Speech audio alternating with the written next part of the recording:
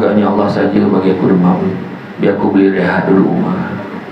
Haji ceramah aja. Dia pun report, ya Allah, Samsul cakap dia syukur. Dia kata agaknya kau bagi dia demam supaya dia boleh rehat. Dia gembira dengan demam tu. Kalau itulah jawab dia, Allah Ta'ala kata, kalau dia mati akan kumasukkan dia ke dalam syurga, dan kalau dia hidup akan kugantikan tulang dan akan kugantikan daging dan darahnya dengan daging dan darahnya baru. Itu sebab orang bila elok demam, semua benda nak buat. Weh, kat mana? Nak lepak mana? Semua darah baru, daging baru, sental, bilik air semua, tiba-tiba basuh motor. Dah elok ke? Dah elok dah, apa perlu tadi? Kan? Sedap.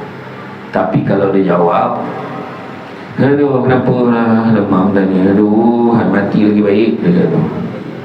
Kalau itulah dia jawab, dia merungut, malaikat report dengan Allah Ta'ala. Allah Ta'ala kata, kalau itulah jawab dia, maka suruhlah dia sembah Tuhan selain aku. Itu sebab Nabi selalu sebut, Nabi ada sebut dalam satu hadis, dia kata, seandainya kamu sakit, usahlah kamu segera meminta sembuh. Apa sebab? Sebab bila kita tak sihat, pertama Allah tarik selera makan, kedua Allah tarik kesegaran badan, ketiga Allah tarik dosa-dosa kita. Tak payah lama sangat. Apa pula kat salah.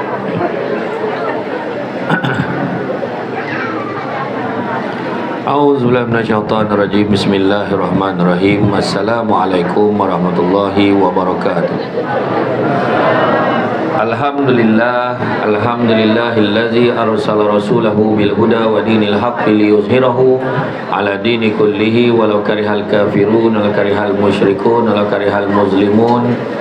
Subhanaka la ilma lana illa ma 'allamtana innaka antal alimul hakim.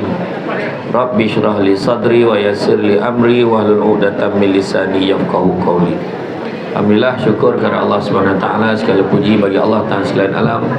Salawat dan salam ke atas junjungan besar Nabi Muhammad sallallahu alaihi wasallam. Terima kasih banyak saya ucapkan kepada Al-Fadil Ustaz Aiman, atau lebih popularnya dengan nama Dai Aiman. Itu juga pada semua yang hadir pada hari ini, tuan-tuan guru, tuan-tuan dan puan-puan dan mati Allah sekalian. Dah sudah ke belum? Tak habis berburak lagi apa hal kan? Nak ceramah ni. Alhamdulillah, syukur kepada Allah SWT kerana dengan limpah dan izinnya dapat kita bersama-sama pada pagi ini dalam majlis ilmu yang mana Nabi sebut, barang siapa yang mengikuti jalan-jalan ke majlis ilmu, maka Allah akan anugerahkan kepadanya jalan-jalan ke syurga. Amin. Jangan lupa hashtag pergi syurga balik hari. Jadi hari ni tuan-tuan sekalian, tajuk yang diberikan adalah resepi keluarga bahagia. Saya tengok yang hadir hari ni bahagia dah. Tengok muka bahagia. Tadi ada yang saya sampai tadi tengah beria makan lagi belah ni. Bahagia sungguh nampak kan. Ada yang dah daripada awal dah sampai bahagia dia. Dia kata maknanya dia tak kisah tak makan tak apa, dia dah cukup bahagia dah. Yang duduk dalam. Dan ada orang masih duduk luar, dia rasa bahagia dengan duduk luar. Kan? Ada orang berusaha masuk, tak apa, kita lambat belakang janji dapat masuk, itu membahagiakan. Jadi apa pun bahagia yang kita nak kejar ni sebenarnya adalah bahagia, macam saya selalu sebut, bahagia ni bukan melihat pada apa yang kita ada, bukan. Bahagia ni bukan melihat pada apa yang kita ada, tapi bahagia melihat kepada sikap kita terhadap apa yang kita ada. Itu yang Nabi sebut kan. Nabi sebut manusia yang paling kaya bukanlah manusia banyak duit, manusia banyak harta, tapi manusia yang paling kaya, kata Nabi, adalah manusia yang merasa cukup dengan apa yang dia ada. Jadi kadang kalau nak komplain, boleh komplain, apa benda duduk bawah penat kaki aku, kan? Tapi tak, dia okey je. Dia mula memandang kelebihan orang lain. Dia sedarlah dapat tiang. Contoh. Jangan beralih pula ni, contoh je. Kan yang seorang tu pula, untunglah dapat duduk kat kursi. Lama pun tak apa. Sedangkan yang duduk kat kursi pula fikir apa? Dia orang ni muda lagi, kuat lagi, kakinya boleh duduk bawah. Aduh, aku tak boleh duduk bawah lagi. Kita memandang orang tak selesai, tapi memandang pada diri kita, apa yang kita ada. Macam saya memang dari, alhamdulillah, yang Iman ni nak ajak dekat tempat dia ni dah berapa lama dah. Sebut tu lama, hari ni baru dapat. Wah, saya selalu hijau ni, tapi tak sampai sebab dia tak tahulah, tak sudi ke apa, tak tahu. Dah tak ada orang sangat pun panggil ke tak tahulah. Alhamdulillah, kena selalu lah buat nampak bagus. Saya tengok ramai betul, tak kurang 20,000 lagi. Ramai betul, bahagia lah. Kita anggap macam tu lah kan. Jadi kalau tengok resepi keluarga bahagia, resepi satu set arahan yang menjelaskan langkah menyediakan atau membuat sesuatu. Keluarga bahagia, institusi dalam sebuah masyarakat dengan sebuah perkahwinan yang harmoni hingga bentuk keluarga bahagia. Bila sebut institusi, kita keluarga kita tahu. Keluarga mungkin ada ibu, ada ayah, ada anak, ada nenek, ada atuk, ada saudara mara. Itu keluarga. Tapi bila sebut institusi keluarga, membawa masuk struktur mekanisme yang menjalinkan kerjasama antara fungsi di antara ahli-ahli organisasi. Kalau saya ulang balik, belum tentu sama punya. Belum tentu sama. Struktur mekanisme yang menjalinkan kerjasama antara fungsi di antara ahli-ahli organisasi. Maknanya semua kena menjalankan fungsi, baru dia nama institusi keluarga. Ayah main peranan, ibu main peranan, anak main peranan. Dia main peranan sebagai suami, dia main peranan sebagai ayah, main peranan sebagai seorang ibu, main peranan sebagai seorang isteri, baru dia nama institusi keluarga. Kalau dia tak berfungsi, tidur ataupun dia mencederakan ahli keluarga, dia tak namakan sebagai institusi, dia nama keluarga saja. Ahli keluarga yang tu, yang tak bekerja tu keluarga kau juga. Keluarga tu keluarga, tapi dia tidak membentuk institusi keluarga, ya?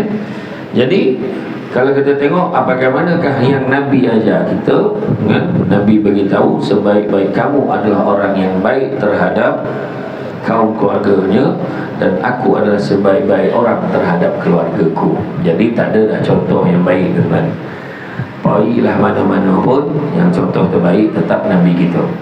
Kalau kita tengok drama dulu kan, hero dulu mula-mula Jalaluddin Hasan, lepas itu hero tu Rosyamno, tiba-tiba dah Syukri Yahya, tiba-tiba sekarang tak siapa dah tak kenal dah siapa hero. Heroin pun tak tahulah apa yang melastik ke hatimu tu, tak ada tajuk macam tu kan, melastik ke hatimu tu tak apa tau. Yang saya tahu heroin ni Jananik tu saya tahu. Saya memang cepat ingatlah nama tu, tak tahu kenapa. Tapi maknanya tahun depan belum tentu lagi dia jadi heroin. Tahun depan belum tentu lagi dia masih lagi jadi hero. Rosyamno pun dah berlakon watak atuk, watak bapak, tak boleh jadi hero dah. Sampai masa tu dah expired jadi hero. Rosyamno marah betul kat aku buat contoh.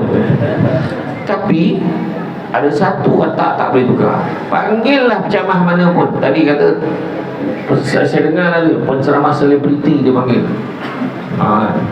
Panggillah siapa pun, panggillah ceramah maulud, panggil ceramah Isra Mi'raj, panggil ceramah Kuliah Duha, watak utama tetap junjungan besar Nabi Muhammad SAW, tak bertukar. Saya cakap apa? Nabi belum lahir lagi dah sebut pada Nabi Adam pasal nama Muhammad, kan? Nabi zaman Nabi Musa lagi dah sebut, wahai Musa, barang siapa mati nanti bertemu dengan aku dan dia tak beriman kepada Ahmad, saya akan masukkan dia ke dalam api neraka. Nabi Musa pun tanya, Ahmad ni siapa? Rupanya Nabi kita namanya di langit Ahmad, di dunia namanya Muhammad. Siapa nama Ahmad kat sini buat panggil elok. Ni nama Ahmad perangai macam-macam. Lepas tu tambah pula nama gelaran di ujung, Ahmad Kaya lah, Ahmad Simpang lah, macam tambah kan. Nama tu nama Nabi tu, kan? Buat perangai elok. Jadi kalau kita nak tengok resepi apa yang kita nak tengok, memperkasakan keluarga kita dengan perkara-perkara yang baik. Contoh, Nak bagi sadap lah kek kan, kita kena letak apa? Nak bagi sadap kek tu, mungkin perasanya, mungkin kita letak dia punya apa? Yeast, butter. Apa lagi? Macam-macam lah, saya tak pandai kan. Topung dia tu kena yang kualiti bagus. Jadi barulah boleh membentuk yang bagus. Ini topung nak cari yang murah. Gula pun ambil yang kat kedai-kedai tu yang jadi lebih-lebih orang mana orang tak nak tu, kita ambil macam tu kan. Macam mana nak jadi elok kan? Lepas tu kuih tu pula kualiti dia, presentation dia mustahak kan. Nak buat kuih donat macam mak saya, kalau buat kuih donat kan, daripada berniaga dulu, mak saya bukan macam orang lain dekat dalam dulang tu dah siap lubang kan. Tak, mak saya ambil lembut dan je letak kat tangan, lubangkan baru masuk kat kuali sampai maghrib lembut kan. Macam tu lah. Iya, saya masa kecil lagi memang kerja tolong mak buat kuih, tolong mak orang nasi lemak kan. Orang balik sekolah lepak-lepak dengan kawan, saya kena singgah kedai runcit, beli bawang lah, beli apa lah. Tak ambil tak tahu ke mana lain, mak boleh pesan kata, dah kau mak kau nego macam mana kan. Dia tengok kualiti dia, mana barang-barang. Macam tu juga benda yang perlu kita perlengkapkan dalam keluarga kita sebelum kita nak campur adunkan dia menjadi keluarga bahagia. Yang pertama, daripada aspek keimanan. Keimanan. Iman tidak dapat diwarisi kan. Iman ni kita kena cuba tarapkan kepercayaan pada anak-anak kita. Anak-anak kita kadang-kadang dia meletakkan ikon dalam kehidupan itu pun yang pelik-pelik. Blackpink, Shah Rukh Khan, letakkan tu belum cerita lagi. Dia punya idola ada, nak kata orang tak orang, nak kata lelaki perempuan, nak kata perempuan lelaki, macam mana? Tak pening kepala. Ya lah. Orang yang kalau iman dia tak kuat saja, dia boleh memperakui, dia kata diri dia adalah perempuan yang terperangkap dalam jasad lelaki. Tak ada. Ada banyak berlaku sekarang. Kalau kita tengoklah perdebatan di luar negara, bergaduh ni kan, saintis dengan mereka yang cuba mempertahankan transgender. Rambut dia panjang, kulit dia lembut, dada tiba-tiba ada, punggung pun ejas, memisai. Pahala. Bayangkan, ada yang selera nak duduk dengan dia. Bayangkan, ni cerita betul. Dan untuk makluman semua, dengan tahap tak ada iman tadi, apa dia buat? Macam-macam dia boleh buat. Dia pergi ke Thailand, buat operation pembedahan. Dah elok-elok lahir dulu ada senapak, buang senapak.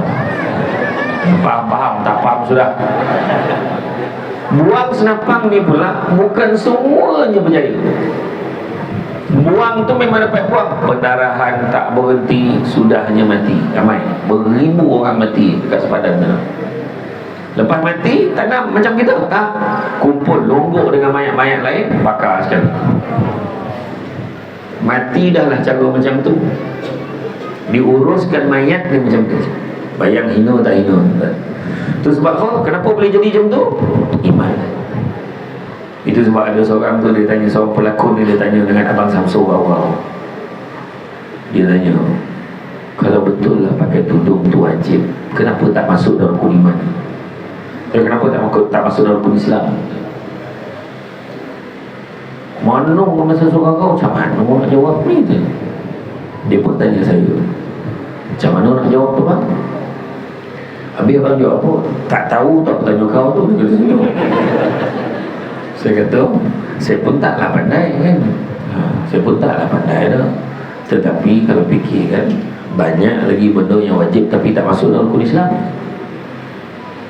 Buat baik dengan mak ayah wajib, tak masuk dalam rukun Islam. Amal makruf nahi munkar tak masuk pun dalam rukun Islam. Habis kalau nak baca rukun Islam, baca juga rukun iman. Cuba tanya rukun iman, percaya tak? Percaya tak ke Allah? Percaya tak ke Rasul? Percaya juga. Belum lagi cerita percaya-percaya yang lain. Dua ni kalau kau percaya, Apa yang Allah Ta'ala sebut buat, Nabi sebut itu buat lah. Sorry, apa yang Nabi suruh buat tu buat ajalah. Kau tak faham lah cakap ni sebelah kan. What's the cakap ni.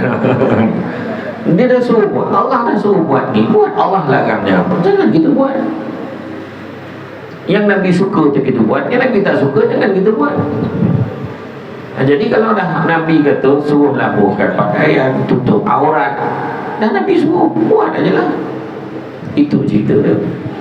Jadi mana kata terlampau banyak kan benda-benda yang melibatkan tu. Sebab ada orang boleh pergi majlis apa, dia boleh pergi majlis berkabung, dia Islam, dia pergi sebab artis Korea tu mati bunuh diri, dia pun sama nyalur lilin sekali. Dia nyalur lilin sekali, dia nangis, dia pun nak mati semua tu. Kena tegur dengan mufti. Mufti tegur, tak boleh, haram hukumnya. Dia ni pelajar universiti, bertudung, bersaun duit, dia tahu apa, dia saun bagi mufti. Bayangkan kenapa jadi macam tu. Tu sebab tuan-tuan, siapa yang hantar anak dia dekat sini, bertuah lah. Siapa yang hantar anak dekat pusat pengajian, bertuah lah. Sebulan memang kena bayar mahal, mungkin mahal, tapi fikir-fikir balik, top up tiap-tiap minggu, Astro full package, Netflix langganan tahunan, ya. Disney Hotstar boleh bayar, ya. Alat makeup, Istiqomah makan, ya. Sport ring jap tukar, kan. Tapi bab agama, hantar anak belajar agama, kita berkira dengan Allah, bukan berkira dengan Ustaz Aiman, berkira dengan Allah. Kena ingat, bayar berapa ratus bulan lebih kurang budak belajar Ustaz? 400 je. Hari ni datang, saya nak tanya, masuk tadi berapa kena bayar saudara? Cakap free pun jangan bayar tu. Kan tak, dengan tahap percuma. Anak-anak kita pula bayar 400 sebulan, kita cakap mahal lah, baik kau hantar sana 100, hantar sini 50. Tetapi kita ingat satu perkara, sekali anak kita rosak akhlak, hilang keimanan pada Allah dan Rasul, percaya cakap saya, bayar 10,000 sebulan pun tak cukup nak selesaikan masalah akhlak anak itu. Jadi ni tengok, sojuk mata tengok budak. Hari tu masuk ke rumah macam perangai pun. Sampai senyap, astagfirullah, salam cium tangan sama serbat, cecenya tadi dicium. Baik betul, sojuk perut mak kan, tak baik perut, sojuk hati mak kan. Sojuk perut di combo, sojuk hati. Betul, dia cakap betul. Dan hari ini adalah hikmah, adalah sikit dapat pula berkatnya anak ada kat sini, mak ayah pun dapat datang ke sini. Ya. Samsul Debat mengayak-ayak ceramah sana sini. Kalau tanya hari ini Samsul Debat kosong bulan 6 tahun depan. Jadi kalau nak panggil tunggu tahun depan hujung tahun. Tunggu dah lupa-lupa siapa panggil balik kan. Ya, tapi rezeki kita hari ni dapat jumpa. Saya pun suka datang tempat yang saya tak biasa datang, ya. Baru saya tahu cantik tempat ni. Yang kali panggil lagi, ya. Itu.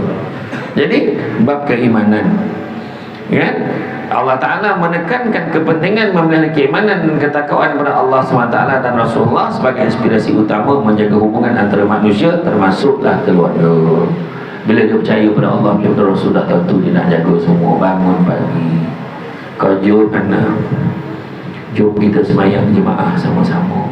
Bayi kita, ayah tu bangunlah, tidur je. Ngantuk bang, tadi lambat. Yang ramai orang perempuan dia bangun. Itu sebab orang perempuan kalau bangun, kejut suami, abang, kita salat sama macam tu. Tapi kalau macam tu lah kaedah mengejut, ada kemungkinan dua-dua tak subuh. Jadi jangan kau benar lah kan. Jadi apa-apa tak faham sudah. Jadi kejut suami bang. Kadang orang perempuan dia rumah tu dia bangun kan dia semayang sendiri. Selesaikan nyawa dia. Allah. Dia pada khusyuk dia baru balik daripada madrasah ni ha. Khusyuk betul dia semayang subuh tu.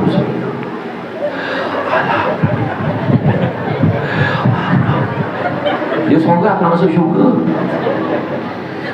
Sampai ujung, Assalamualaikum warahmatullahi. Assalamualaikum. Bila dia lap muka dia tengok suami kat katil tu. Neraka lah orang tua ni sampai kejut suami semayang sama-sama. Kemudian kadang-kadang ada pula masalah tu. Sebab suami isteri ni kesian ke anak. Dan kalau dia beriman pada Allah Rasul, dia akan tegas kejut anak kita solat sama-sama. Kesian bang, anak tak puas tidur. Kesian lah bang. Tanya budak-budak ni, tiap-tiap hari bangun pukul berapa? Nah, sini. Bangun. Pukul 4 bangun. Siapa yang pukul 5 tadi? Kau memang dah pesan dah. Aku last kali. Kau bangun dulu. Kantuk pula seorang pukul 5. Aduh. Setahu saya anak saya tu, saya hantar dekat pusat tahfiz ada dekat Seremban tu. Masa dia umur dia darjah 4. Masa dekat umrah saya tanya, siapa anak abah nak masuk sekolah ni? Dia angkat tangan. Hantar anak dia. Bosa serban daripada kepala. Dia tiap minggu boleh balik. Tiap minggu boleh balik. Jumaat pertama dia balik sampai rumah, apa ayat dia? Bah tahu tak? Kiamat tak lama gitu. Saya melayan anak dia. Si baik kau cakap. Kau tidak, memang abah tak tahu. Saya kata dulu. Benda baik dia buat balik. Benda baik kita tengok ni. Nampak? Jadi baik. Anak-anak yang berusia daripada awal 4-5 tahun ni lebih mudah nak ajak dia semayang subuh berjemaah nak dibandingkan kanak-kanak berusia 40 tahun. Kau nampak dia dah besar, lihat tu sebab orang tua dulu kata nak menentu buluh biarlah daripada robong. Ada sebab robong tu lembut. Buluh standard baik lomang nama yang buluh dah habis pembatal lah. Tak tahu apa kan. Itu cerita tu. Kalau nak guna buluh tu lama sikit, buat titi ataupun buat rakit. Itu pun standard untuk kena pijak aja. Ada sebab peribahasa Melayu tu kata macam tu. Jadi mana kata dari segi keimanan penting ni penerapan nilai-nilai iman kepada anak-anak isteri keluarga. Itu sebabnya suami isteri bila Nabi sebut seperti mana kamu menyahak ke atas isteri kamu juga menyahak ke atas kamu, dalam khutbah terakhir Nabi pesan. Dan apabila hak kamu telah disempurnakan, hendaklah kamu memberikannya makanan, pakaian dalam suasana kasih sayang. Nabi sebut bukan bagi saja makanan, pakaian, tempat tinggal, nafkah wajib bagi dengan kasih sayang. Makna bagi bukan ambil lah maka tak macam tu. Wahai isteriku yang aku kasihi, menginsafi ceramah Syamsul Debat semalam, segilah kiranya terima wang nafkah untuk bulan ini. Walaupun selama ni abang tak bagi, anggaplah ini sebagai permulaan yang baru untuk hidup kita. Apa dia pun ambil abang tinjau dalam envelope setakat RM20 tak bagi. Dia tak boleh macam tu, sikit bercara sikit. Jadi sikit, alamak abang ni bagi RM20 ni abang ada tak? Nanti abang beli belanja tak ada, beli minyak abang. Tak apa, hari ni abang bagi sikit, kalau ada banyak abang bagi lebih. Abang, saya hari-hari doakan abang. Macam tu saya kena lakonkan supaya semua faham. Anggaplah watak isteri tadi Jananik dan watak hero tu Syamsul Debat. Anggap macam tu. Anggap macam tu. Ni contoh. Jadi bila dia cakap macam tu, suami sikit dia syukur, ataupun suami yang kemampuan dia banyak, suami tu kerja bagus, Tak adalah banyak sangat, sudilah terima. Tak adalah banyak, 2,000 contoh. Sebulan 2,000. Setuju tak perempuan? Mata duitan ke tak boleh? Itu baru contoh atau belum betul-betul? Dia belum setuju macam mana?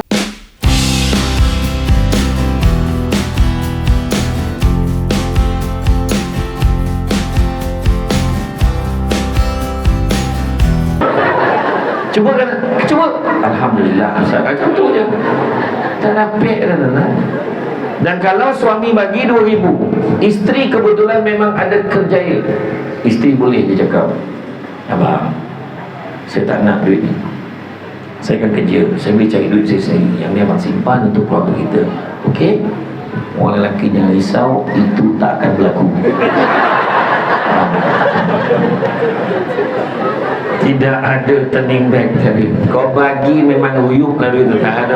Selesai dia tu, tak ada. Kan? Jangan cuba-cuba. Nak bagi. Anggaplah memang habis dah ni. Jangan hangui. Macam tu lah. Tapi mubazir tak lah. Jadi makna kata, tu saya kata tadi, dari segi keimanan. Begitu juga yang keduanya daripada aspek akidah. Akidah, pegangan. Hari ni budak-budak boleh cakap macam-macam. Budak-budak ni pengaruh muzik kadang-kadang. Dia menyanyi lagu-lagu muzik apa nama? Yang heavy metal, yang teruk-teruk ni, dia hafal lagu tu tanpa faham. Kadang-kadang ada lirik tu memuji syaitan. Kan ada lirik tu kadang mengiyakan pula, mengesahkan, seolah-olah bersetuju adanya Tuhan lain selain daripada Allah. Tanpa sadar ada tuan. Itu sebabnya akidah ni, kekuatan iman bergantung pada keutuhan akidah pula. Itu sebab anak-anak kita ni, kita kena didik dia, kena terapkan dengan nilai-nilai ni. Dan termasuklah suami isteri mendalami bab akidah yang berasaskan kepercayaan dan keyakinan yang kukuh tentang kewujudan Allah SWT, berlandaskan Al-Quran dan Sunnah. Ni tak ada kenapalah hidup aku jadi macam ni, memang suwi betul gitu. Memang Allah Ta'ala ni memang tak tahulah kenapa Allah Ta'ala ni tak adil. Dia cakap tu, dia boleh cakap hidup macam tak ada Tuhan. Dia kata tu, dia siap kan? Tuhan ni tak tahulah, asyik nak menyusahkan aku je. Dia cakap, ada cakap macam tu kan? Hati-hati kadang-kadang bala dan musibah ni ujian. Kalau orang tu yakin, dia akan ingat ayat ni Ustaz Aiman baca tu, la yukallifullahu nafsan illa wus'aha. Allah tak akan timpakan sesuatu melainkan sesuai dengan kemampuannya. Kita duduk ni kan, aduh lutut aku ni tak tahan. Sebenarnya tak apa, Tuhan bagi sesuai kemampuan. Dah tak mampu kakak melunjuk je lah. Uzab dah lurus kaki kawan, nampak? Aku perhati pada tadi tu kan. Dia boleh sesuaikan kejajak macam tak. Makin lama makin laju tu tak kan. Maknanya dia boleh kotak kaki dia tu tadi, walaupun tak mengurangkan sakit dia, tapi betul tak Tuhan dah bagi kau kemampuan? Betul. Dia boleh menunjuk, dia boleh ni. Nampak tak? Yang duduk, jangan ingat yang duduk kat tiang tu bahagia sangat. Ini contoh ya, contoh. Kan? Bonokok belakang. Dia nak mula minta kalau ada bantal ni, dan nak bantal, nak lapik bantal. Macam semua ada ujian ni masing-masing. Yang duduk belakang dia, alah, panjang pula kepala orang depan aku ni. Macam mana? Tu sebab kita gemar, kita pandang kelebihan orang lain pandang kelebihan kita. Tu sebab saya kata tadi bahagia tadi kan. Bahagia ni apa yang kita ada. Kadang manusia jadi tak bahagia, pertama sibuk tengok apa yang orang ada sampai terlupa apa yang kita ada. Lepas tu bab-bab mensyirikkan Allah ni jangan cakap lah Allahu Akbar. Jangan ambil gambar bertiga, nanti tengah mati. Kau belajar kitab mana tu? Tergantuk kepala, hantuk balik semula. Sambil ingat kita kasus sekolah kan? Kena hantuk balik ni. Hantuk kali kedua lagi kuat, langsung mati dulu. Tadi dah elok tak mati. Lepas tu macam-macam lah. Kena macam ni lah, kena macam tu. Jangan lalu bawah hampaian. Kenapa? Kalau lalu bawah hampaian apa? Ha? Apa dia? Susuk dia habis. Ha. Iya, macam-macam. Tak mana dia belajar, tak tahu kan. Menyarap kaki naik belakang ni. Mati mak kau. Macam-macam. Ya Allah. Dia gemar buat teori-teori. Besok balik, kau dengar tak siapa tu meninggal yang pergi kuliah dengan kita semalam? Aku dah cakap jangan duduk kat dinding tu. Ini contoh. Dia gemar buat teori tu, mana tak ada kena-mengena. Kawan dia memang dah tak sihat.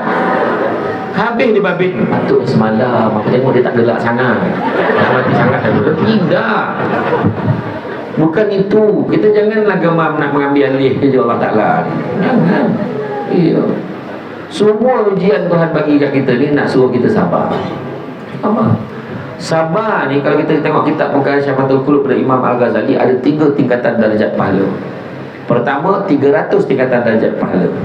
Kedua 600 tingkatan darjat pahala. Dan ketiga 700 tingkatan darjat pahala. Yang mana antara satu darjat ke satu darjat tu antara langit dan bumi. Bayangkanlah kan? Sabar yang pertama dapat 300 tingkatan darjat pahala, itu bersabar untuk taat perintah Allah. Bukan senang. Kita nampak biasa je, naik kereta lalu Highway Latar nak pergi sampai ke Shah Alam, tiba-tiba bang dah masuk Zohor lah bang. Ya ke? Tak apa, kita berhenti sekejap lah semayang. Nak berhenti tu menggunakan kesabaran. Tapi kalau yang tak sabar, nantilah kita pergi sampai Shah Alam, kita carilah tempat semayang. Sempat ke bang? Sempat mana dia tak sabar.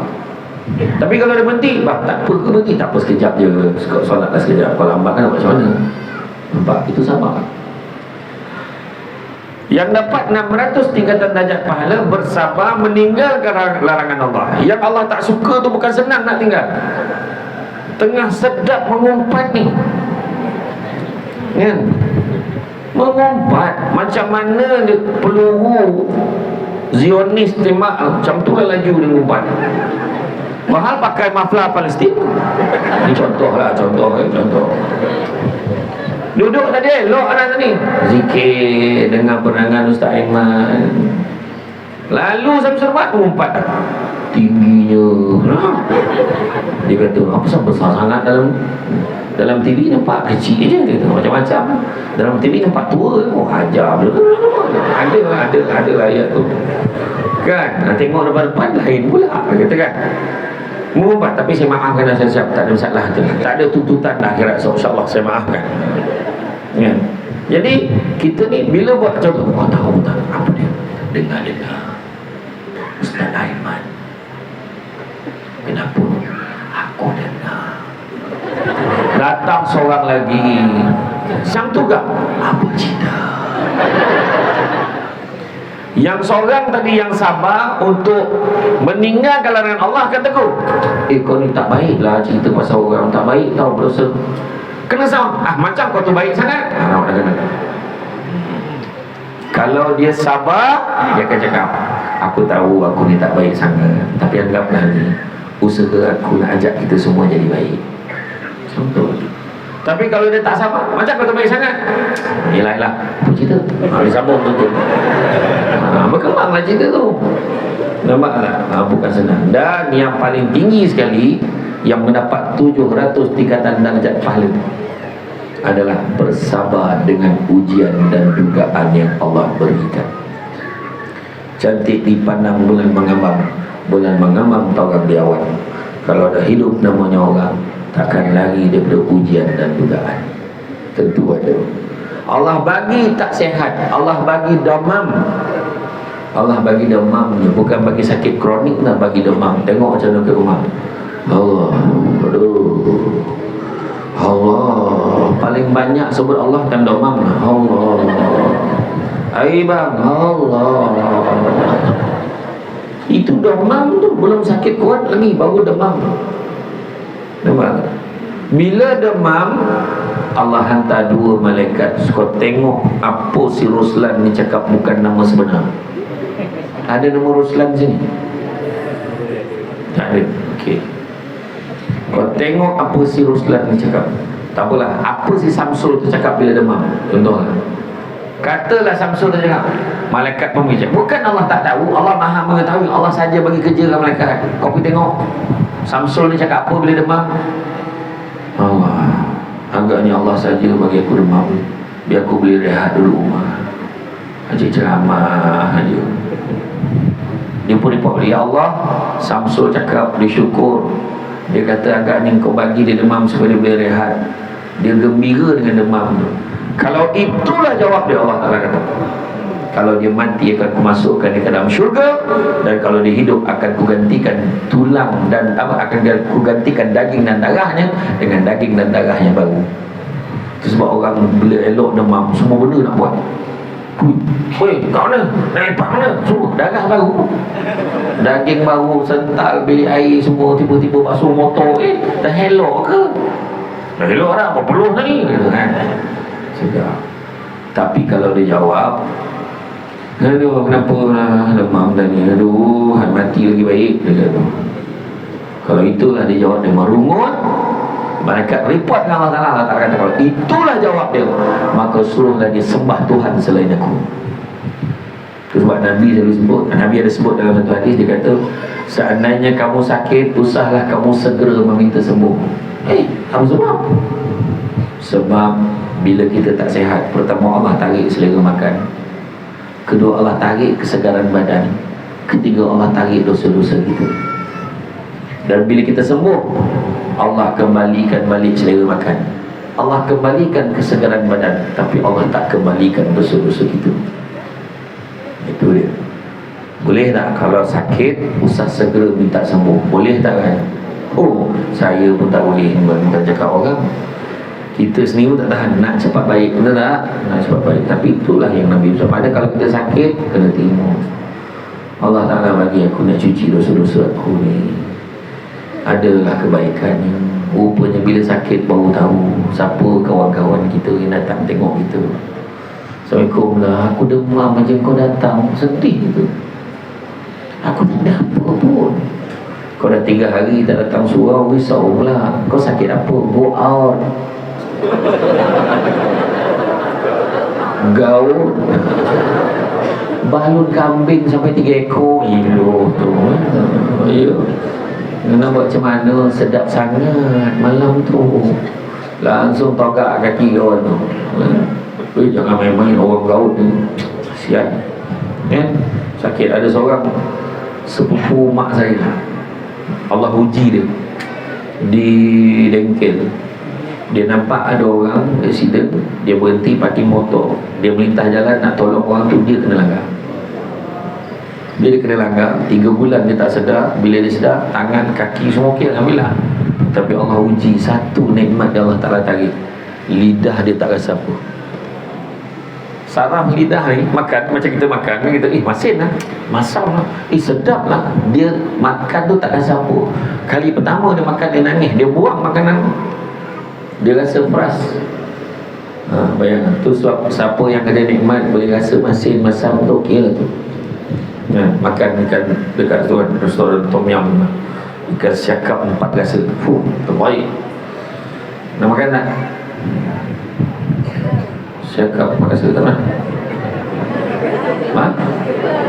Itulah dia. Orang perempuan memang rasa 3 je. Orang lelaki dia masam, masin, manis. Rasa keempat, orang lelaki rasa time bayar. Lain macam rasa ni tu. Tu kau tahu apa? Kau tahu makan ni. Lepas tu dalam kereta tanya tu, cara bang, berapa? Itu yang lain macam rasa. Ikan siakap 4 rasa. Rasa keempat, rasa lain macam tu kan?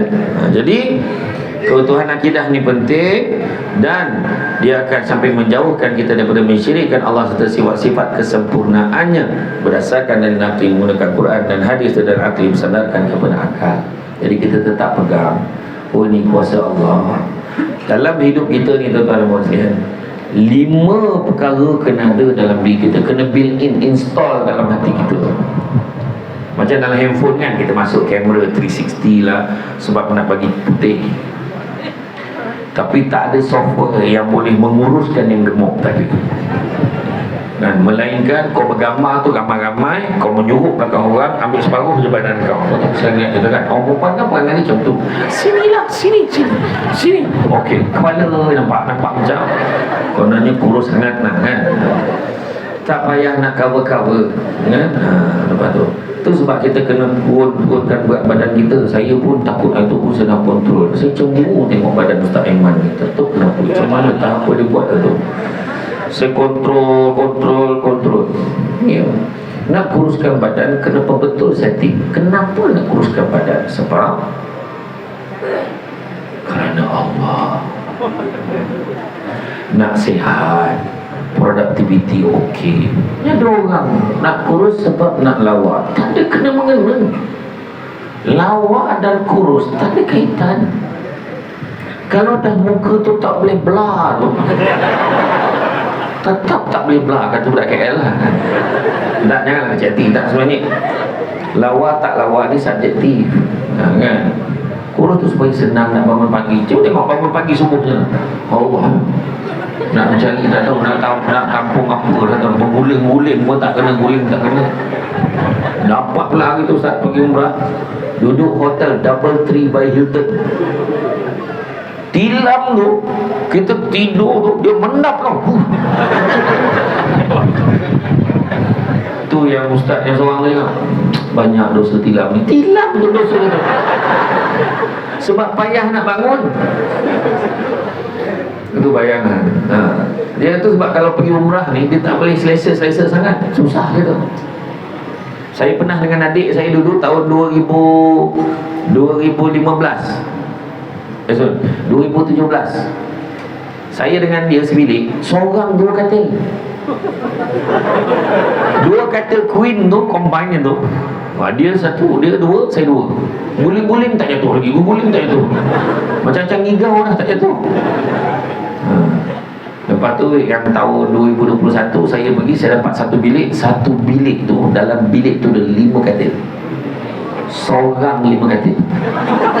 Lepas subuh katil ni, lepas zuhur katil ni, masa katil ni, biar bagi adil kan.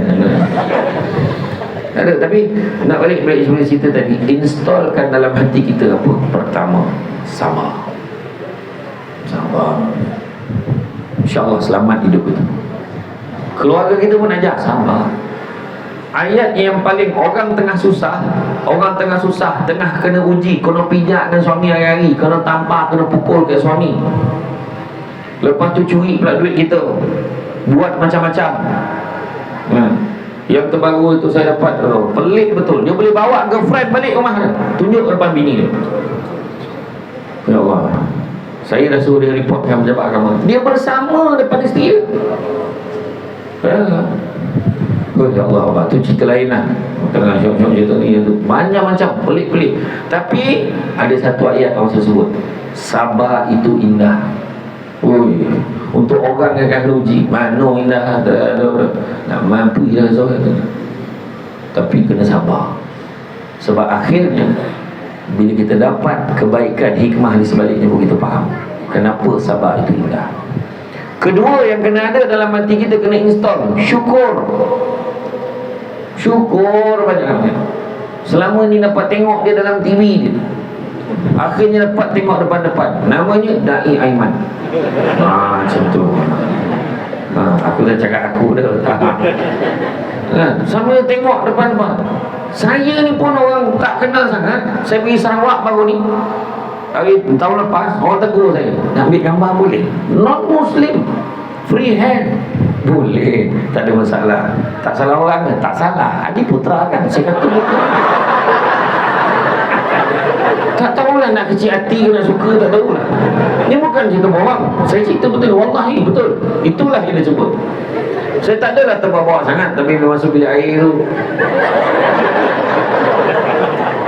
tak mana yang sama, aku tak tahu. Dia boleh silap, dia silap nama tu. Dia tengah fikir benda lain agaknya, dia cakap benda lain. Kita dah tengok nampak dah, oh ya, syukur Alhamdulillah, sikit-sikit syukur. Kan Nabi sebut begitulah hebatnya, ya? Takjubnya Nabi kepada umat akhir zaman nanti. Umat aku, dia kata apa? Bila diberikan nikmat dia bersyukur, diberikan ujian dia bersabar. Nabi respect kita. Hairan Nabi tengok, dia boleh cakap sabar, dia boleh sabar dengan ujian, dan dia boleh syukur dengan nikmat walaupun sikit. Nampak tak? Tu syukur. Ketiga, percaya pada hikmah. Adalah benda Tuhan nak bagi kat aku ni. Ada benda. Dengan anak pun cakap, kan betul mama cakap. Orang sini kan banyak mama. KL duduk hijau, banyak cerita mama. Tak padangan jauh. Tak apalah, janji ada umi, mama. Kan mama dah kata. Tengok kan, Alhamdulillah. Tengok bila adik fail lagi tu, tengok cikgu buat kelas tambahan, sekarang dapat A. Kalau tak fail itu, mungkin tak buat kelas tambahan tu dia. Nampak tak? Ada hikmah dia. Tengok, isteri rasa sunyi kat rumah, ada hikmah dia. Suami hilangkan kesunyian tu, tambahkan teman isteri dia dekat rumah. Contoh, ada hikmah dia. Maksud saya orang gaji, itulah dia orang perempuan tu masalah. Dia mungkin dia tak membunuh, dia mungkin tak mencuri, dia tak menipu, tapi satu perkara yang tak boleh buang dalam hati perempuan ni, sangka buruk. Bila saya cakap suami bawa teman ni, apa masalah? Saya tak pernah terfikir pun pasal isu Tesla. Tak ada. Sebut pula kan. Tak ada. Tu dia kata, percaya pada hikmah. Ada hikmah.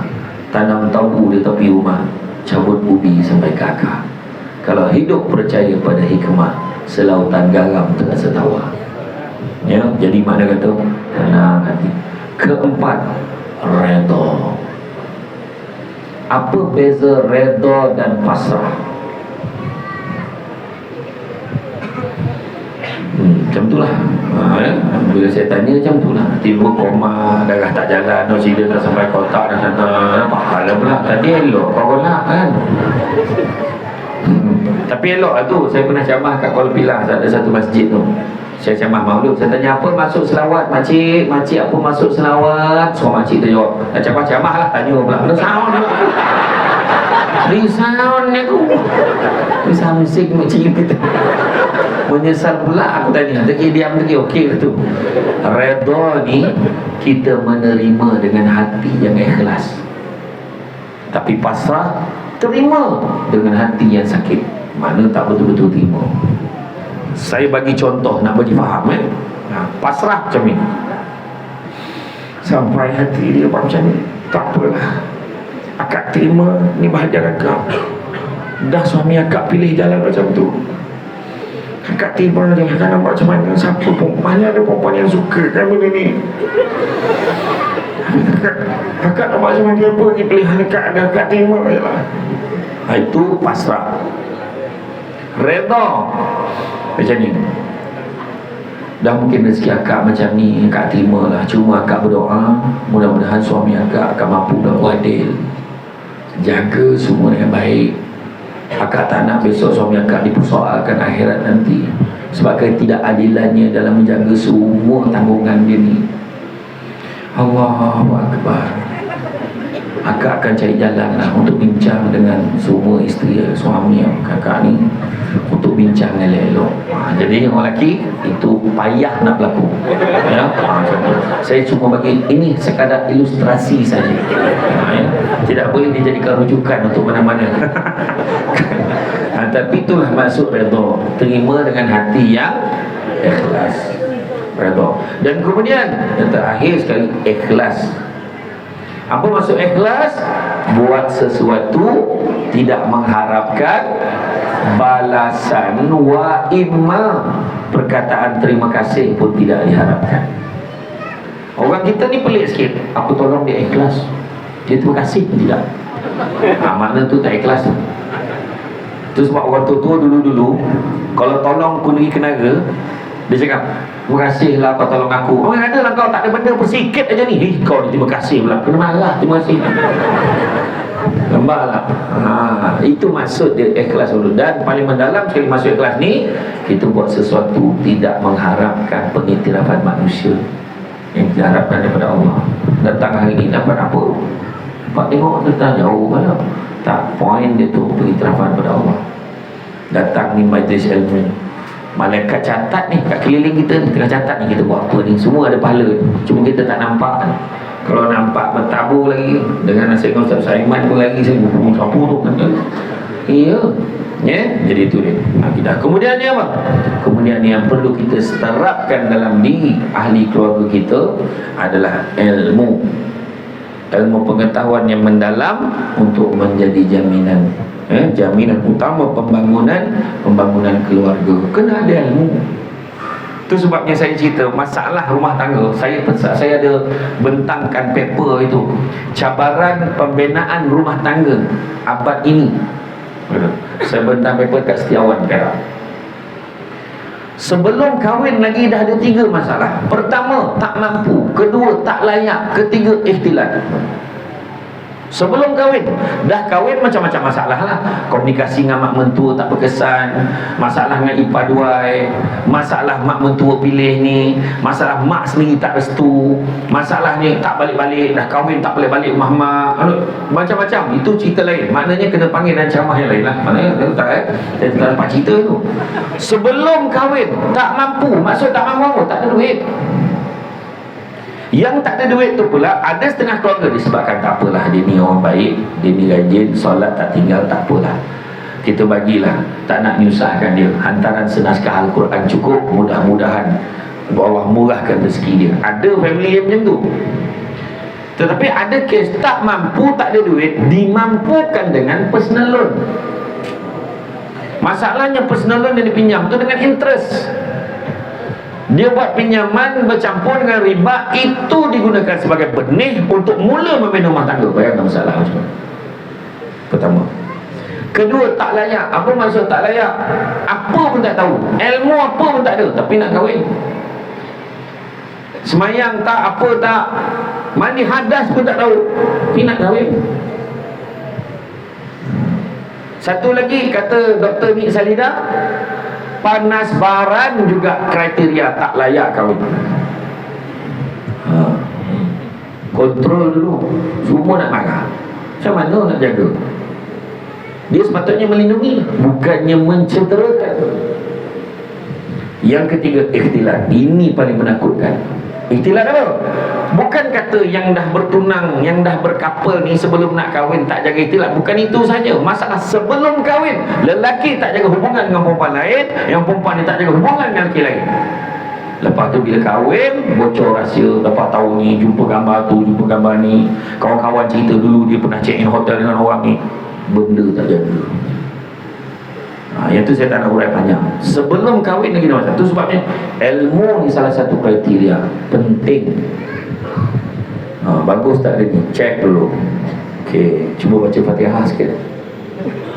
Auzubillahi minasyaitonirrajim. Bismillahirrahmanirrahim. Dah tak mau baca je. Bapak tu cakap, tak payah aku beria sangat, aku suka baca je. Sifat 20 katanya, sifat mustahil bagi Nabi. Macam ini macam dapat tauliah ceramah Selangor ni. Semua tanya. Oh betul. Ada orang nak kahwin silang budaya. Dia tak nak kahwin orang hijau ni. Tengok mata kecil aja tak mau, hidung kembang tak mau dia. Dia nak yang metalik. Dia nak yang Nigeria. Dia nak yang nama Mongol ketu. Satu nama dia. Macam tu lah nama dia. Pelik sikit nama dia. Dia nak orang international. Satu je pesan saya. Banyak kes yang kita jumpa. Bila nak kahwin orang ni, kita nasihatkan supaya suruhlah pasangan tu mendalami ilmu agama dulu. Paling tidak bagilah 6 bulan sebelum kahwin. Sebab kita tak nak dia masuk Islam hanya semata-mata nak kahwin. Banyak masalah lepas kahwin. Ada lelaki dia cakap, tak apalah, sebab lelaki tu Islam, esok aku dah kahwin, pandailah aku ajar dia. Sampai ke sudah tak ajar. Lepas tu kalau yang suaminya tu bukan Islam, masuk Islam, bila dah kahwin, you tak semayang ke? Dulu you yang suruh I masuk Islam. Nak masuklah, ni sekarang masuk semayang pula. Apa hal? Lah, gaduh. Banyak berlaku dia. Tu belum cerita lagi kahwin dengan bukan Islam. Yang bukan Islam tu lagi taat daripada pasangan dia. Ada juga. Tu yang kita tak nak. Mana? Ilmu cantik tahu, pantainya landai, tambah perahu tepi kuala. Biarlah buruk kain yang dipakai, asalkan penuh ilmu di dada. Kena tahu ilmu. Macam ni kan, tetamu datang tadi, hormat macam mana sambut. Ya baik untuk beri basuh orang sini, berdiri tonggak kat luar menyambut saya datang. Lepas tu dah masuk tadi, bagilah laluan. Ya Allah, salam, cium tangan budak-budak. Pelocap. Lepas tu bila datang malah, Pak, siapkan air. Nampak? Dah siap air minuman. Walaupun tak ada cawan, tapi maknanya dia dah standby lah. Ada. Kono akan letak iman dia. Kita tak tolak saja guru Ustaz. Bagi pula cawan, kalau boleh jangan bagi cawan saja, ada alas. Itu sebenarnya cara ni. Kan? Jadi ni bukan sindir ni, contoh yang tepat. Dia ada lah. Kalau tobang alih tempat. Ini ilmu. Orang perempuan kan, ingat tak orang perempuan bila bagi suami, bang jemput minum bang, ada ilmu ni dia ajar ni. Lepas tu bila lalu depan orang tua menunduk, semua dia ajar adab, akhlak. Nampak tak? Lepas tu lalu depan orang tua tu duduk, mak pakcik cepat lalu belakang. Jangan. Orang tua duduk pantang lalu belakang, habis ilmu tu. Orang dulu dia percaya macam tu. Nampak tak? Dulu dekat rumah macam mana? Selagi suami tak makan, dia tak makan. Tunggu suami. Abang lambat lagi ke? Tak adalah lama sangat. Kenapa? Tak adalah, lapar. Tak apa, makan dulu. Tanya suami. Nampak tak? Ini dia makan dulu, suami balik dia makan lagi. Selera bertambah masa makan dengan suami, bertambah lagi tu. Kan? Iya. Lepas tu kalau makan, kalau dah makan tu teman kan. Macam mana buat kerja tadi? Okey, alhamdulillah. Macam mana ramai. Cantik tempatnya pun cantik. Ada tempat makan lagi. Ya. Siapa yang datang lagi? Ramai lelaki perempuan. Semua nak pergi berperang kat Palestin. Kita kembali. Teman. Iya. Tuangkan air. Apa? Lepas tu gosokkan abang. Ya eloklah. Memang kan. Ini aku lagi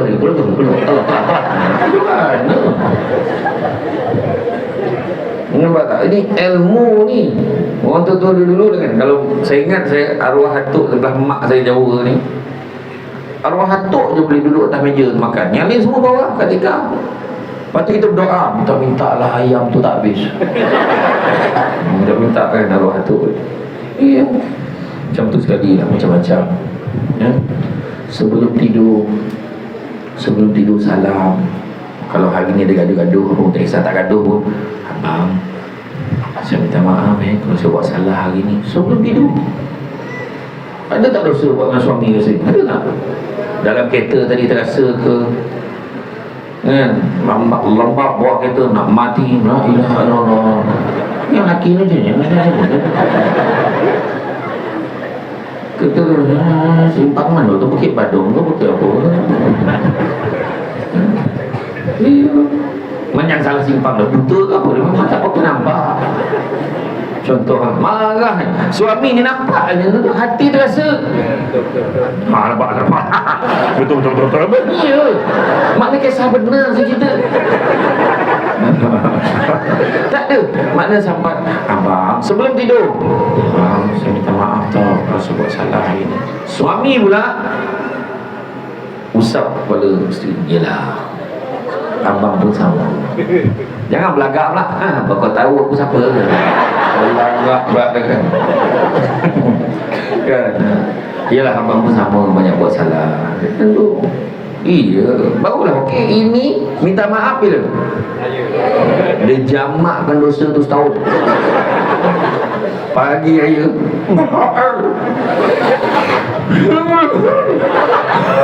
tak apa dia cakap pun tak tahu lah. Dia banyak dosa. Dia tak jawab.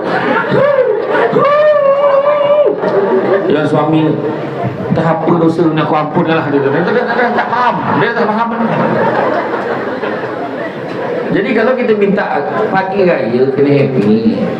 Bila hari-hari minta maaf, pagi raya akan okey. Abang selamat raya, mahzir batin, ialah sama dengan abang. Macam tu.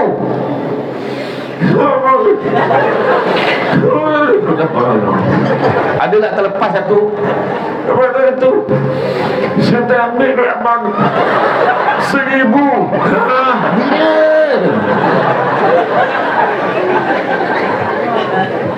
Tapi sebenarnya salah tak ambil duit suami 1,000 tu. Mana dia yang ambil. Kau jangan main ambil, tanya dulu. Itu entah duit yuran anak ke duit rezeki masjid. Main ambil, dia boleh kata tak lah. Bila ada sabar lah. Kau sia-sia datang kuliah tu, kau main ambil kan. Dalam kisah Abu Sufyan tu, isteri dia ambil pun sekadaran untuk belanja yang diperlukan je. Itu Nabi izinkan. Kau ambil 1,000, menung lagi. Kan? Ini contoh je. Ilmu. Betul. Jadi begitu juga, kerana dengan ilmu lah kita barulah boleh menjadikan keluarga kita mendapat kemuliaan, kehormatan, ketenangan, kebahagiaan di dunia dan ganjaran akhirat. Ilmu pengetahuan merupakan prasyarat terpenting mendapatkan nilai kebahagiaan, kerana setiap perkara dalam dunia ini mestilah disandarkan kepada ilmu, seperti iman dan perkara keagamaan. Semua kena ada ilmu. Itu sebab kita belajar, datang kuliah. Samsul Debat pun suka datang kuliah, nak ambil nota, nak belajar. Iya, betul kan. Pokok sena tepi sempadan, anak tupai menumpang lalu. Bercerai nyawa dari badan, barulah putus petua. Dah mati barulah tak payah belajar apa-apa. Selagi hidup boleh belajar, belajarlah. Itu sebab ada Ustaz dah tua-tua baru nak pergi madrasah ni belajar. Elok tu. Ada orang tu tua-tua berjoget ni kat belakang dan betul. Tu saya kata, saya dulu kerja jadi pengarah nondam. Saya pergi serbu ni, Ustaz-Ustaz dangdut disko ni. Bukan orang muda kalau dangdut ni, orang tua. Tak tahan bunyi speaker kuat betul. Dia boleh peluk speaker. Apa benda yang dia minum tu sampai mabuk macam tu. Bayangkan dia campurkan pil apa benda dah dekat dalam minuman dia. Jadi macam tu. Tu kita ada tempat yang baik. Ada tempat yang baik. Jadi selalu datang. Selalu datang. Dan bila datang pula jangan kosong aja. Sebab kata orang ni 9 dah datang biar nampak tangga, balik biar nampak belakang. Datang nampak muka, balik dia nampak belakang. Maksudnya apa? Nampak tabung, sumbik-sumbik gelangan duit, sumbangan, nampak tempat macam cantik, nampak Tuhan bagus, kafeteria dia macam mana, dewan macam mana, kapet tebal, sujud tabana muka, semua ada maintenance ni. Bayangkanlah, tengok aircon buka, kipas buka, pintu pun buka, sojuk sebagai jalan.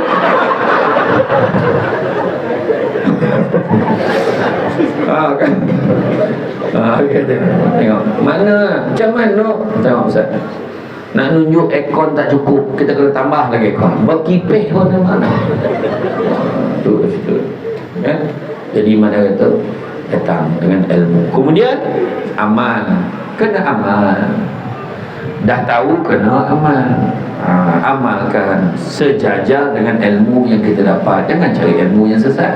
Tu di Perak kan, kita dengar sekali tengah hol kuliah. Sebab apa? Ada beberapa wajib terlepas pula penceramah terbawa benda yang poning-poning ni. Ada pula ajaran sesat kan. Tu sekarang ni tengah hol beberapa tempat kan. Kemudian perbetulkan niat kita. Niat kita nak mendidik keluarga. Kadang-kadang kahwin pun kenapa? susah katanya. Niat innama a'malu bin niat. Salah satu amal pekerjaan bermula dengan niat. Kenapa datang kuliah hari ini? Kerana Allah.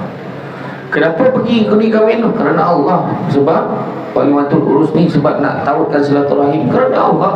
Semua kerana Allah. Kenapa nak kahwin ni? Mak bising. Tak betul. Mak memang kerjanya bising saja daripada dulu. Hobi orang perempuan di rumah berceramah walaupun tak ada tajuk. Tu orang perempuan, dia open topik. Dah pergi. Mak bising. Mak memang bising. Bila kau nak kahwin? Bila kau nak kahwin? Maknya tu aja. Bila dah kahwin? Bila nak beranak? Bila nak beranak? Lelaki je nak kau. Bila nak dapat anak perempuan?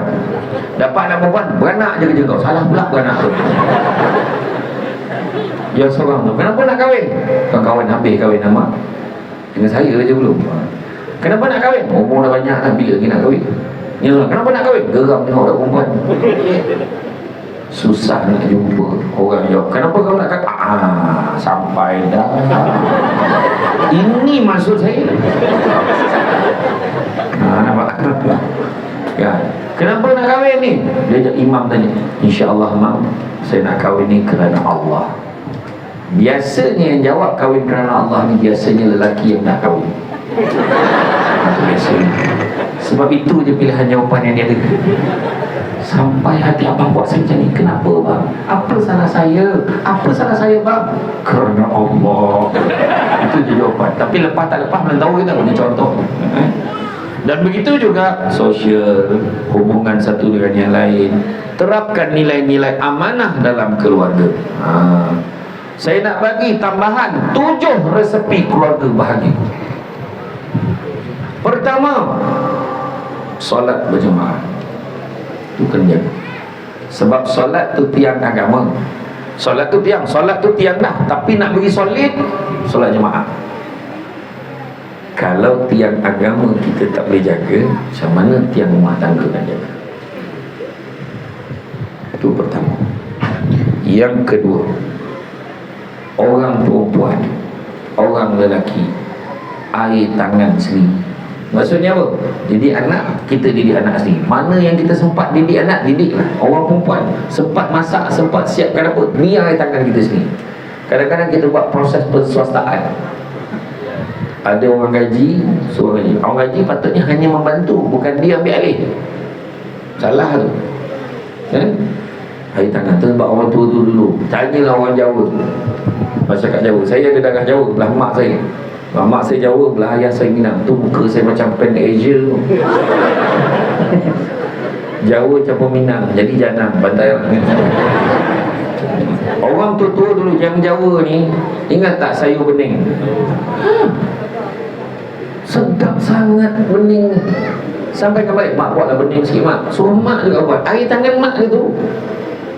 Bukannya sebab bening tu sedap sangat dulu, sebab itu je yang ada. Hari ni lauk bening dah jadi lauk hotel. Enggak tak? Cocah pula sambal belacan. Oh mak, ya Allah. Hari ni dia makan tak kisah. Jamuan alhamdulillah. Setakat mihun tak payahlah kena ambil. Gurau. Betul, air tangan. Tu sebabnya mak kita dulu dia suap. Mak kita, anak makan, ambil ni. Dia letakkan dengan anak. Dapat pahala sedekah lagi besar pada bagi makan anak oleh mak. Suami suapkan isteri. Malulah. Malu apanya? Nampak? Kita nampak benda tu macam tak ada apa-apa. Air tangan ni. Didik anak, baca ni. Walaupun kita hanya ajar ABC, walaupun hanya ajar alif bata, kita mengajar mukadam, huruf yang awal asas kita ajar, perkembangan anak bermula daripada kita. Itu penting. Yang ketiga, sentiasalah buat kejutan supaya sentiasa rasa pembaharuan.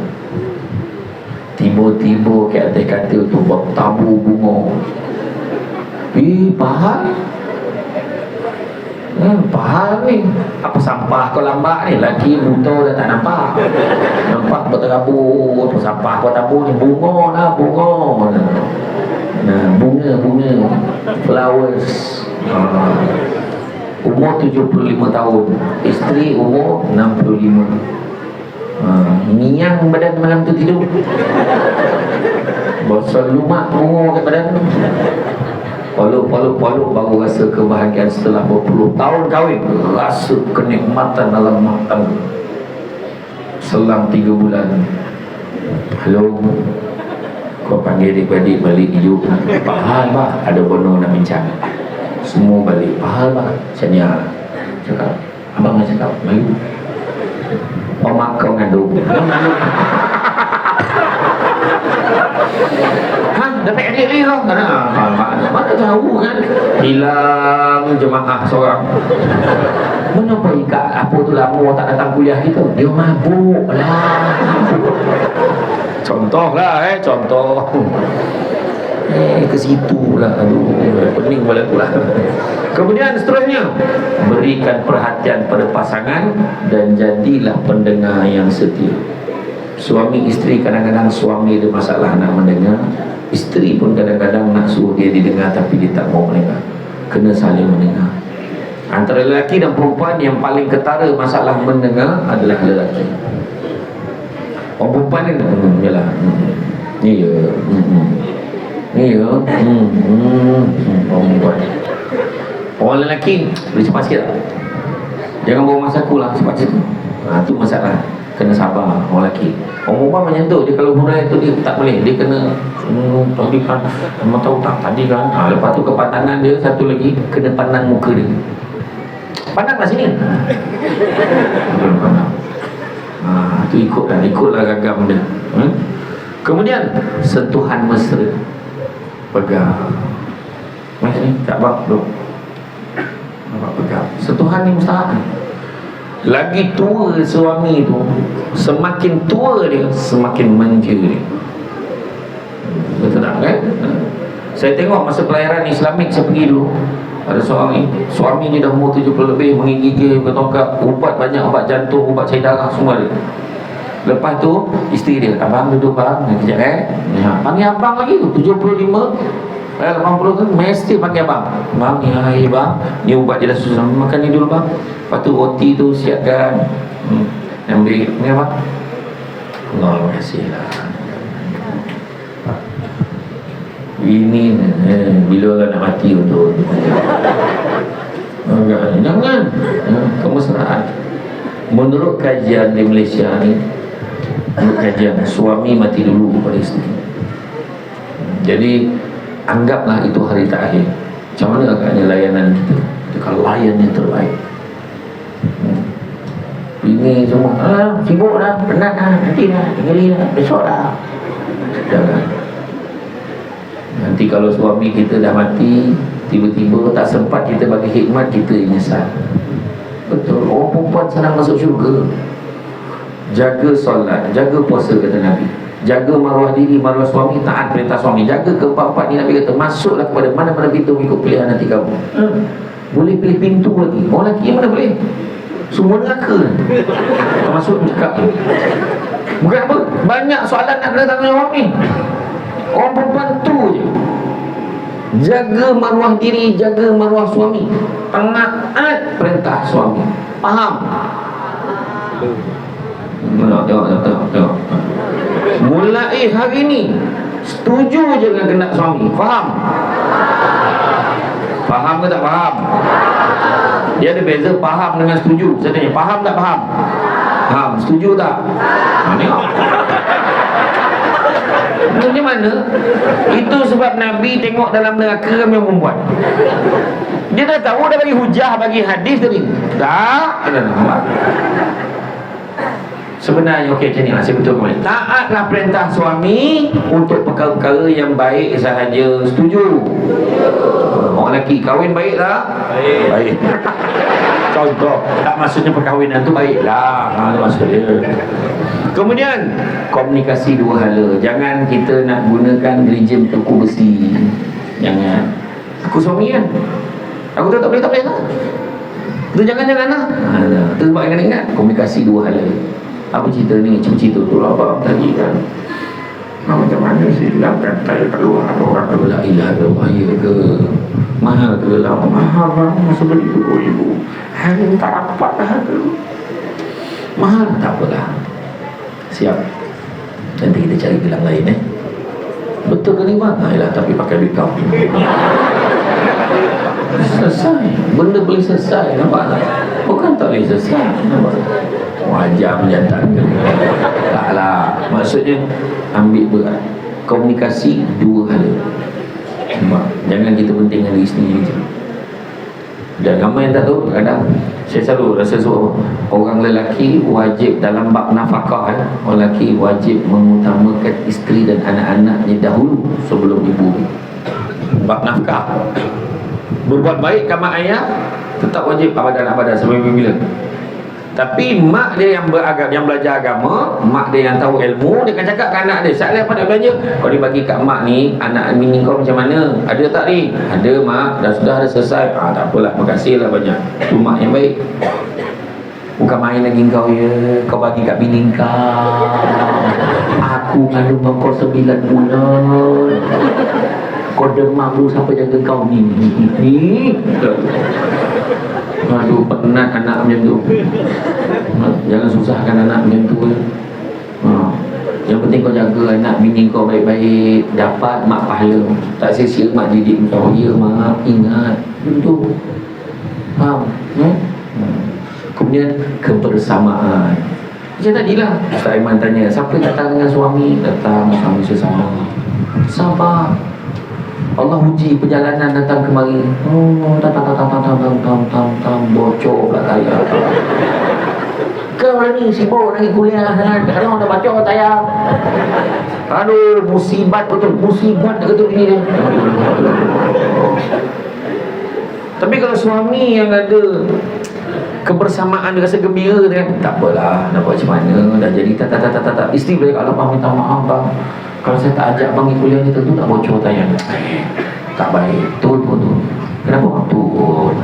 Turun, suami pun turun. Cek, dia lock kereta. Pegang tangan abang. Jom kita jalan sesama pergi ke sana. Dah lama kita tak jalan sama. Tak adalah jauh sangat daripada Tanjung Karang ke sama-sama.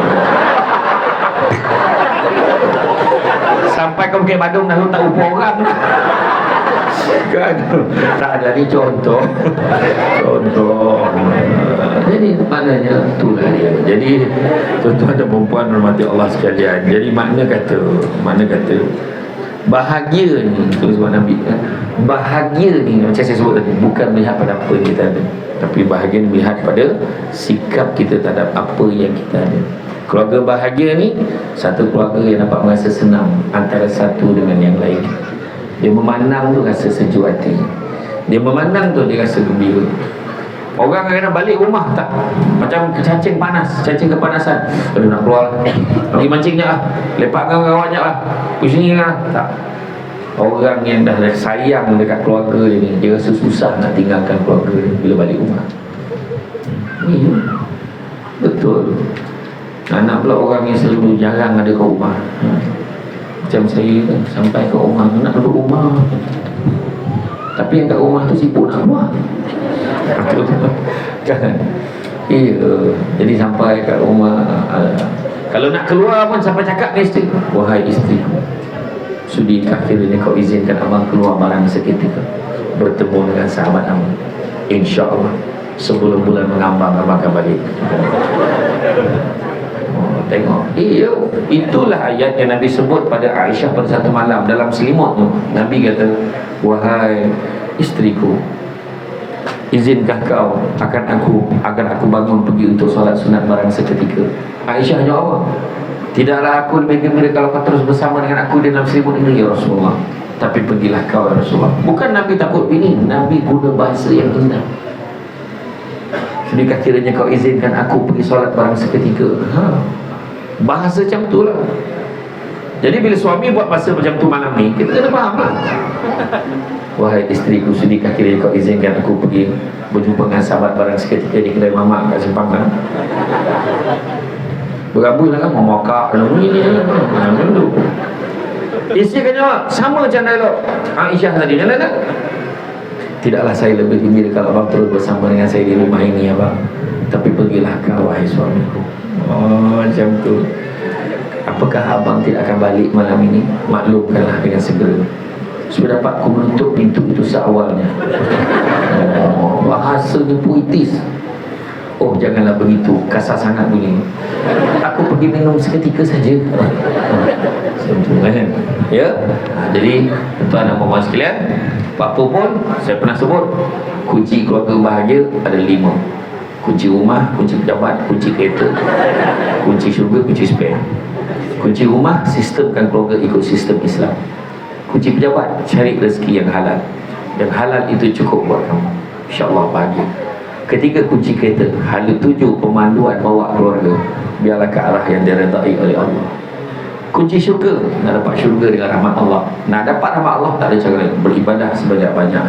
Tarik keluarga kita sama-sama beribadah kepada Allah. Dan yang kelima, kunci spare. Masuk kunci spare, suami ada kunci, isteri ada kunci, anak-anak ada kunci, semua ada kunci. Mainkan peranan masing-masing, baru dia jadi institusi saya sebut tadi, kan? Jadi rasa cukup sekadar tu.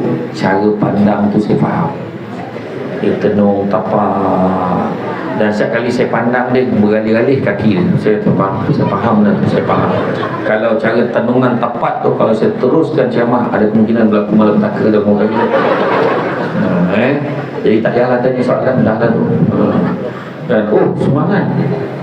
Tu okey, sumbangan tabung, saya tak tahu pula kata okey. Bolehlah jalan dengan sumbangan tu ya. Jadi orang lelaki keluarkan duit dalam poket masing-masing. Kalau tak dapat RM10, bagi RM50. Tak dapat RM50, RM100. Kalau tak ada duit, tak apa, luahkan gelang, rantai, mana yang ada tu masukkan. Masukkan. Jadi dengan lafaz yang mulia, saya dengan ini melancarkan tabung dana melantai dataran pondok pengajian. Dataran pondok mana? Itu nak melantai depan tu. Sebab sekarang ni di Mekah, depan Hotel Hilton pun dah dilantaikan. Dulu macam tak biasa, dia dah buat tile dah semua. Jadi biar elok depan tu. Nanti mungkin kuliah kita boleh lebih ramai lagi yang datang. Saya dengar tadi merusuh kat simpang kampung, tak boleh masuk. Sebab dah penuh, full house, dia tak bagi datang. Jadi insyaAllah ya. Jadi masukkan duit tak dapat. Kalau tak dapat masuk tu, kata tadi gelang rantai tadi masuk je dalam tu. Nanti pandailah kita tolak kat kedai emas tu dapat berapa. Dan satu lagi, kalau tak ada tak pun handphone tu bagilah, nanti kita format kat kedai dapat berapa ya. Dia tak kisah apa-apa pun boleh bagi, tak ada masalah ya. Sumbangkan. Jadi tuan-tuan dan puan-puan dalam hati Allah sekalian, ucap terima kasih banyak. Bak kata orang, sepanjang-pandai tupai melompat akhirnya jatuh ke tanah jiwa. Walaupun perkongsian sudah tamat, mudah-mudahan meresap ke dalam jiwa. Budak-budak membawa galah nak menjolok buah berangan. Kalau ada silap dan salah, dikata tidak, dicaci jangan. Cantik dipandang rumah penghulu, kayu terukir dari papan. Alang-alang menuntut ilmu, subuti pasir, kembang kalah menjadi intan.